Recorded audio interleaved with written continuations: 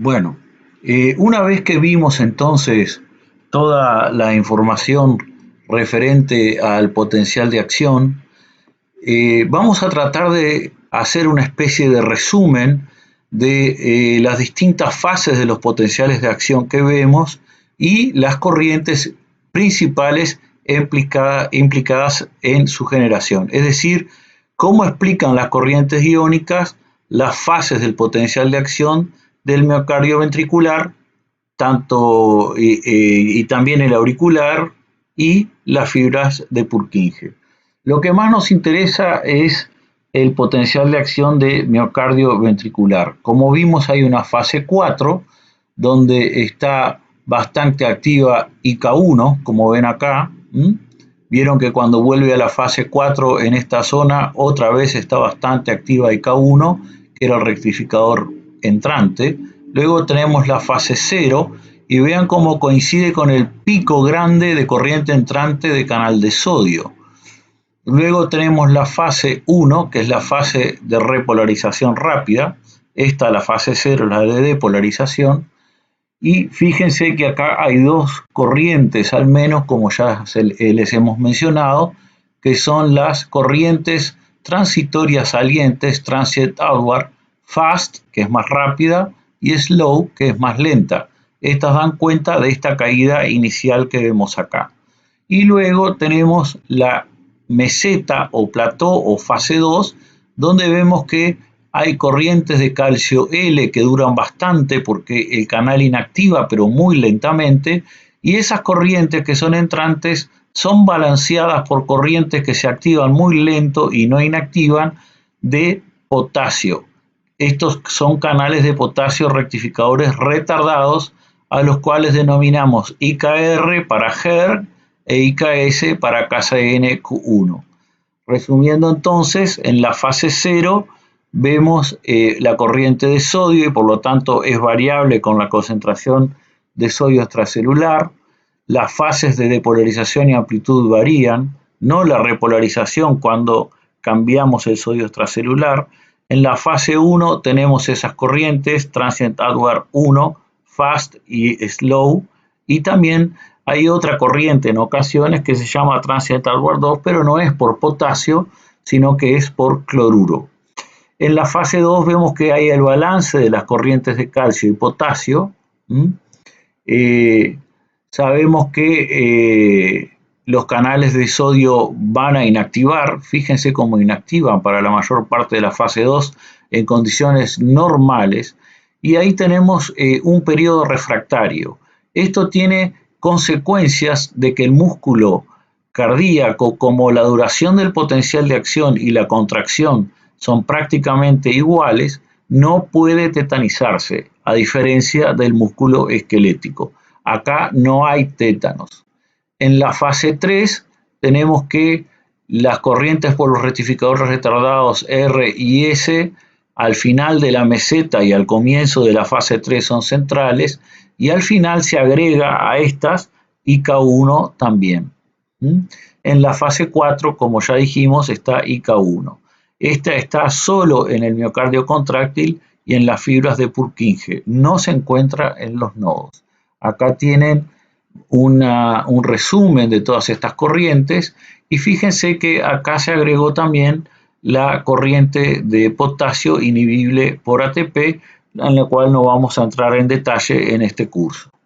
En las fibras de Purkinje ocurre básicamente todo lo mismo que en el miocardio contráctil, solo que en la fase 1 es muy marcada y hay lo que se denomina un notch, es decir, que hay ven como que baja de más para luego ascender y tener esa forma de meseta.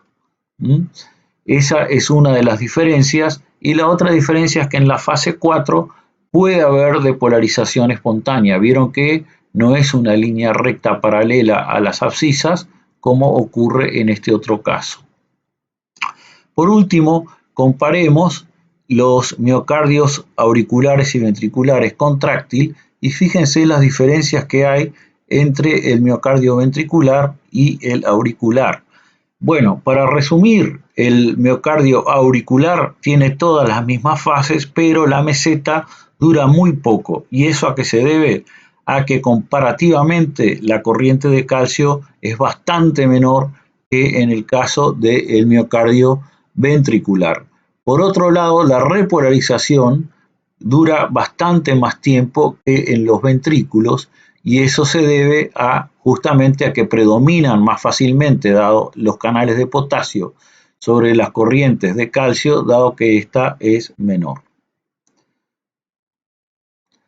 Entonces, veamos ahora la modulación por el sistema simpático del miocardio contráctil con un énfasis en los canales de calcio.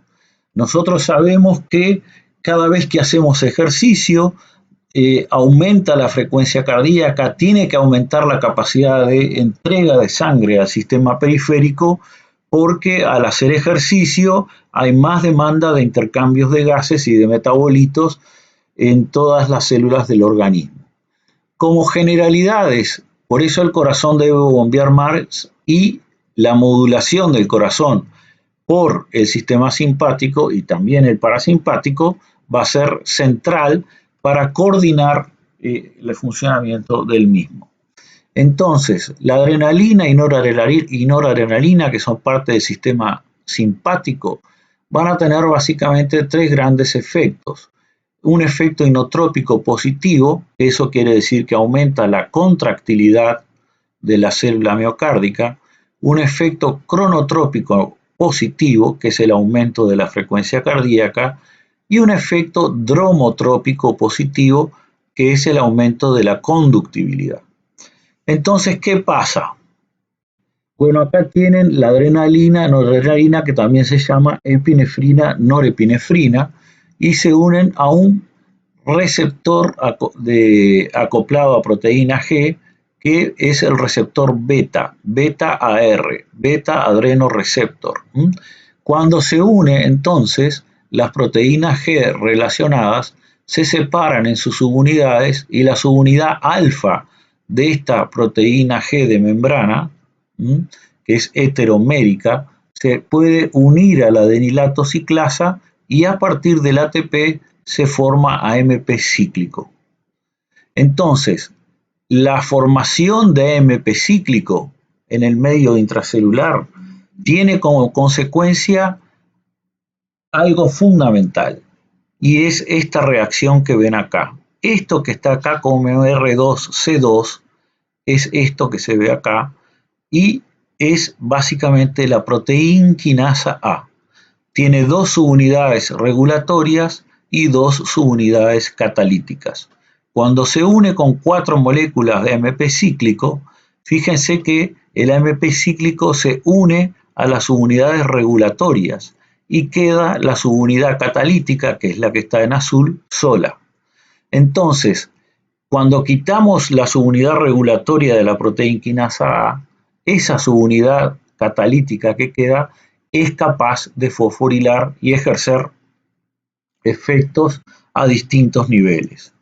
Veamos el efecto que más nos va a interesar en este teórico, que es la capacidad de fosforilar al canal de calcio L y de fosforilar también al canal de liberación de radianodina del retículo sarcoplasmático llamado RIR2. En la fosforilación de estas proteínas cercanas a la membrana se puede hacer de manera directa, pero muchas veces necesita de una quinasa A anchoring protein, que se llama ACAP protein, que direcciona esta fosforilación. Obviamente la subunidad regulatoria puede regular también la interacción con ACAP para que se produzca esta fosforilación. Así que ACAP es central para direccionarlo en la membrana y producir esa fosforilación. Hay otros eventos para producir este efecto cronotrópico positivo, que no vamos a entrar en detalle en la clase de hoy, que es la fosforilación, por ejemplo, del fosfolamban, y entonces el calcio entra más rápidamente al retículo sarcoplasmático. Es decir, se puede producir una circulación de calcio dentro del miocito cardíaco más acelerada. Y el otro evento regulatorio que se da, que tampoco vamos a discutir hoy, es que se puede fosforilar la troponina I cambiando la regulación del sarcómero como tal y favoreciendo la interacción de las proteínas contráctiles. Entonces, como dijimos, nos vamos a centrar sobre todo en la regulación a nivel de la proteína quinasa A en los canales de calcio L en la membrana. Es decir, vamos a ver la modulación por el sistema simpático del miocardio contráctil, teniendo énfasis en estos canales de calcio. Entonces, fíjense que antes que se conociese todo esto, ese dibujo que les hice es el grado del conocimiento hacia el año 2002, pero hacia los años 80 no había mucho conocimiento de qué era lo que sucedía. Entonces, la gente lo primero que notó fue que cuando inyectaba AMP cíclico, la duración del potencial de acción aumentaba a expensas sobre todo de la meseta. Entonces, como aumenta a expensas de la meseta y el canal de calcio L está directamente implicado en la meseta, se hicieron experimentos para ver si con pulsos de voltaje la corriente lenta de calcio, de ser esta que es en la situación control, es decir, sin AMP cíclico, cambia o no. Y obviamente aumenta bastante de amplitud, como pueden ver, y eso explica entonces que como hay más corriente entrante, se depolariza más tiempo la membrana. Así que esto es una evidencia experimental de parte del esquema que vimos anteriormente. Otra evidencia experimental de lo que vimos anteriormente es que se inyectó solamente la subunidad catalítica de la proteína quinasa A y vemos que cuando esta se inyecta aumenta la duración del potencial de acción de nuevo a expensas de la meseta. Y cuando uno ve qué ocurre a nivel de las corrientes, sobre todo explorando las corrientes de calcio, vemos que estas también aumentan. Entonces, con estos experimentos que hemos visto, fíjense que estamos probando que ocurre esta interacción, la subunidad catalítica con la corriente de calcio, y también vemos cómo el AMP cíclico hizo que se separase la proteína quinasa A en su subunidad catalítica y reguladora, ¿no? O sea, sería equivalente esto a lograr esta situación acá. Entonces, esas partes de la vía con estos experimentos lograron evidencia experimental y lo que faltaba era ver un nexo con la tensión. Entonces uno ve que cuando aplica un pulso de menos 40 a 0 milivoltios para saber qué pasa con la corriente de calcio, cuando aplica MP cíclico se ve que esta aumenta y en paralelo aumenta la tensión generada por la fibra miocárdica, medida ahora por la longitud del sarcómero. Quiere decir que se acorta más la célula en presencia de AMP cíclico que en una situación control. Eso quiere decir que hay más contracción. Lo mismo ocurre cuando uno inyecta proteína C, la subunidad catalítica de la proteína quinasa A, y acá de nuevo está la longitud del sarcómero y miren cómo cambia de la situación control a una situación con inyección de proteína C, probando lo que decíamos. Pero entonces, ¿qué ocurre con el canal de calcio L? ¿Cómo es que se provoca esa modulación? Esto llevó años de investigación entre fines de los 70 y fines de los 80, entender todo esto que les estamos comentando, y lo que se ve es que cuando se fosforila el canal de calcio, lo que cambia es la probabilidad de apertura de este canal de calcio L, y eso se puede ver con registros de canal único, es decir, uno da un pulso de voltaje y con la técnica de patch clamp puede ver un solo canal, es decir, una sola proteína, esto en situación control, acá está el canal abierto y acá el canal está cerrado. Entonces, si uno ve el porcentaje de tiempo que está abierto sobre el porcentaje de tiempo que está cerrado, tiene la probabilidad sobre el total de tiempo que aplicó el pulso, digamos, ve cuál es la probabilidad de apertura del canal. Entonces pueden ver que va variando en uno y otro trazo que se va haciendo, y cuando uno suma todos estos trazos de canales individuales, obtiene básicamente lo que sería la corriente macroscópica de calcio que se ve acá para esta situación control. Cuando uno agrega un estimulador de los receptores beta, como ser el isoproterenol, fíjense que el canal pasa a estar mucho más tiempo abierto en comparación con esta otra situación. Es decir que con la estimulación de los receptores beta por isoproterenol, aumenté la probabilidad de apertura del canal de calcio L. Y como tal, entonces, aumenta la corriente de calcio L macroscópica que se observa tal cual vimos antes en esos experimentos.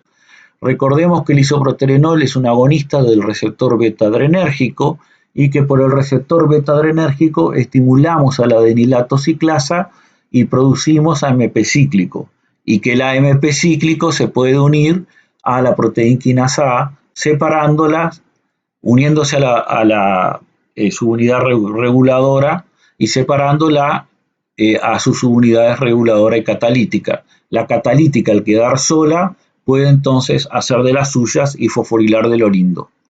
Entonces así es que se produce la fosforilación del canal de calcio L, KB1,2, y vimos que ACAP son proteínas que juegan un rol central en direccionar esta fosforilación.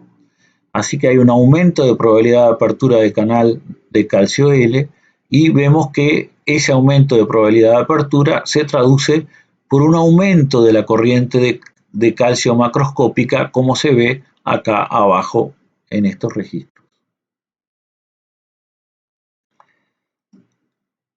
Por último, veamos el síndrome de QT largo. Este puede ser congénito o adquirido, y quiere decir que el intervalo QT, que va entre la onda Q, que es este pico grande que ven acá en el electrocardiograma, y el pico de la onda T, esta tiene que ver con la depolarización ventricular y esta tiene que ver con la repolarización ventricular, o sea que esto en cierta medida refleja la duración de la meseta del potencial de acción. QT largo significa que este intervalo se alarga, o sea que la meseta del potencial de acción se alarga. Esa es la traducción que hay a nivel molecular. Entonces, ¿qué peligro tiene alargar la meseta del potencial de acción? El peligro que hay es que ocurren eventos llamados early after depolarizations, ¿no? Esto se podría traducir como post-depolarizaciones tempranas. Estas ocurren cuando hay depolarizaciones anormales durante las fases 2 y 3 del potencial de acción, y van a ser originadas por un aumento de la probabilidad de generar un potencial de acción abortivo, porque en estas zonas podemos tener un periodo refractario relativo antes que la repolarización normal se complete. Entonces, estos son potenciales de acción, como verán, aberrantes, y pueden generar conducciones aberrantes.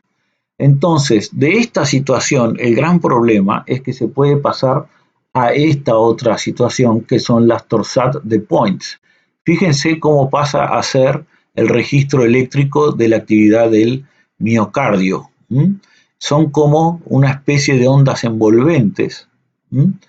Y esto se llama taquicardia ventricular polimorfa, es el nombre que se le da a las torsade de points, y va a ser una forma específica de taquicardia ventricular que se va a presentar en los pacientes que tienen intervalo de QT largo.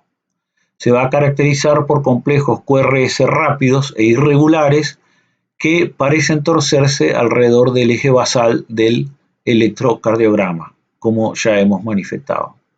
Ahora nosotros no nos vamos a ocupar del síndrome de QT largo adquirido, pero numerosas drogas, fármacos lo hacen actuando a través del canal HERG, que es el IKR que ya vimos.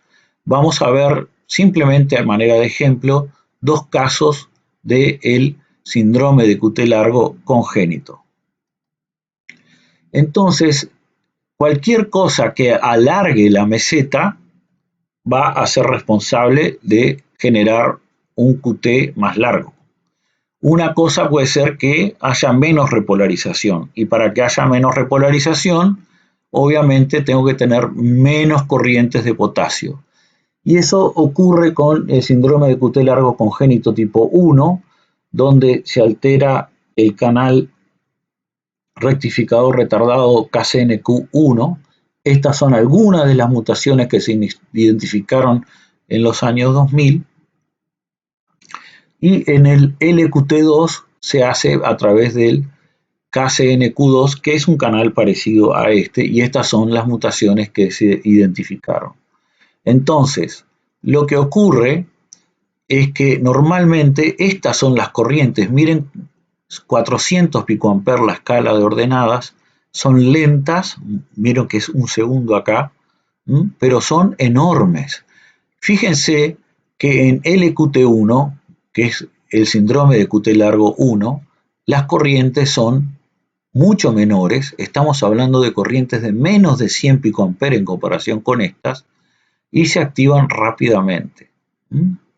Entonces, esa situación que ocurre por todas estas mutaciones que hablamos, que a veces se da porque la interacción entre KCN1, que vimos es una subunidad auxiliar que permite que se abra mejor el canal, se produzca de forma peor.